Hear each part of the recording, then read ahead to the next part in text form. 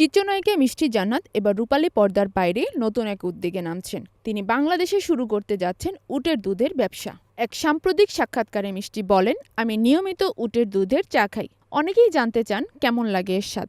ভাবলাম কেননা সবাইকে সেই অভিজ্ঞতা নেওয়ার সুযোগ করে দেয়, তাই এবার বাংলাদেশে উটের দুধের ব্যবসা শুরু করতে যাচ্ছি।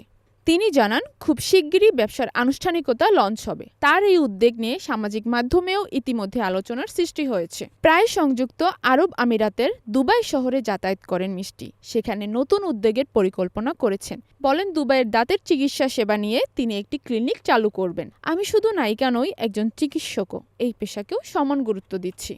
2014 সালে লাভ স্টেশন সিনেমার মাধ্যমে ঢালিউডে যাত্রা শুরু করেন মিষ্টি জান্নাত। এরপরে কাজ করেছেন একাধিক সিনেমায়, এমনকি কলকাতার সোহমের সঙ্গেও তার অভিনয় রয়েছে। গত বছর মেগাস্টার সাকিব খানের সঙ্গে তার বিয়ের গুঞ্জন বেশ আলোচনার জন্ম দেয়, যদিও এ বিষয়ে পরিষ্কারভাবে কিছু জানাননি তিনি।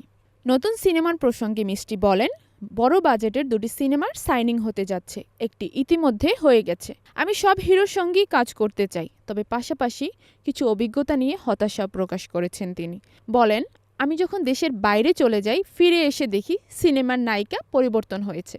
দেখা যায় প্রযোজকের সঙ্গে প্রেম করে অন্য কেউ জায়গা দখল করে নিয়েছে। তবুও আশা হারাচ্ছেন না মিষ্টি। ব্যবসা ও সিনেমা দুই দিকেই নিজেকে নতুনভাবে গড়তে প্রস্তুত তিনি।